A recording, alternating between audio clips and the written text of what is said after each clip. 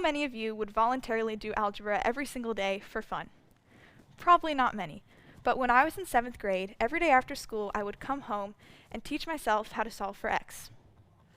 Without a teacher monitoring me, I still had the focus and motivation to learn. Most 7th graders probably didn't do this, but because of my Montessori school education, I was given responsibility, which allowed me to learn in a way that worked specifically for me. Now picture this, a 2-year-old holding a glass cup and a knife. Although it may be a scary image, this is how responsibility is taught at a very young age in Montessori school. If a child drops a glass, they are not yelled at, but instead taught how to clean it up. There is no penalty for making a mistake, unlike in public school, where mistakes are marked as poor grades. Giving students responsibility, while also being forgiving with consequences, allows for students to develop a love for learning, just as 7th grade me did, where getting ahead in math was fun. Montessori education is unique to say the least. You're in one class for 2 years, and most work is self-directed. The Montessori classroom is interactive with learning materials. For example, when you learn how to do multiplication, use this device called the large bead frame. And when you learn how to do long division, use this material called racks and tubes. This allows for students to actually understand what they are doing, instead of just memorizing silly rules. Every morning, you come into the classroom and you get to decide what to work on. You are given the responsibility to choose what to do all day. So if you wanted to paint all day, you can. In Montessori, learning is for yourself. So instead of taking tests or doing homework, children are immersed in the outdoors without the distraction of technology. Instead of the classroom just being a classroom, the world is the classroom, full of experiences and exploration. Once students develop this love for learning, learning becomes subconscious and fun. The intense and ever-present focus in the Montessori classroom is astonishing, and children are so much more capable than you might think. Responsibility is given to students so much more in Montessori school than in normal public school, and you can see this direct positive effect on the students. As children grow older, the responsibility is increased until you get to the secondary level, or as public school calls it, middle school. My Montessori school was especially unique because we went on these hardcore camping trips 3 times a year. They were each 2 weeks long, and we had to plan them ourselves. There was very minimal adult planning. It was actually kind of uncomfortable, so we had to pack our own food, tents, and we basically had to survive in the woods by ourselves. On one trip, we went canoeing down the Namakagon River in Wisconsin. On the way there, we got lost.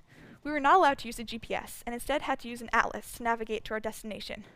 We had a little bit of trouble because the atlas did not tell us that the road was closed. On that same trip, while canoeing, it started to snow. Keep in mind that it was May, so we were completely stripped of comfortable conditions and had to do jumping jacks to stay warm. I found myself crying alone in the middle of the woods, feeling ever so alone. But then there was this mutual unspoken moment where me and all my classmates realized that we had to rely on each other. Once we got back into the classroom, suddenly reading the Odyssey wasn't a bore, and doing our algebra homework was not hard or difficult. Everyone was engaged, everyone participated in class discussions, and I was able to experience this really good learning environment. So many positive traits came from just giving students responsibility, like community, independence, success in school, and many more. So it is obvious that introducing responsibility to children at a young age has a positive lasting effect on the students.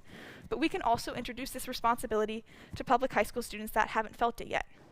For example, I only started Montessori school when I was in 4th grade, and I was still able to achieve this whole love of learning that stemmed from responsibility. So teachers can make learning more fun and subconscious.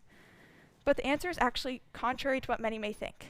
Teachers need to take a step back and give responsibility to students by allowing them to learn for the sake of learning. I'm not saying that I don't ever learn in my public high school currently. For example, every once in a while, I feel I get so involved in a math problem or become so engaged in an English class discussion that I don't want to leave class. But I've found that when this happens, it's when I'm collaborating with my peers and not my teacher. So we can take this to the next level.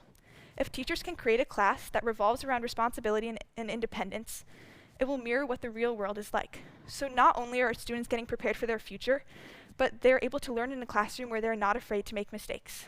Public school has diminished my love for learning. I no longer enjoy sitting down and doing math homework every night. And even though the whole Montessori idea might not work for every single student, if we take this one major theme, responsibility, and apply it to public school, a good learning environment will follow.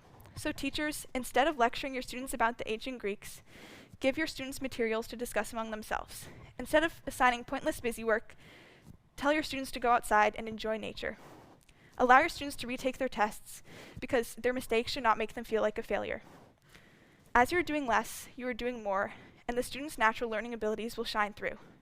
For as Maria Montessori once said, the greatest sign of success for a teacher is to be able to say, the children are now working as if I did not exist. Thank you.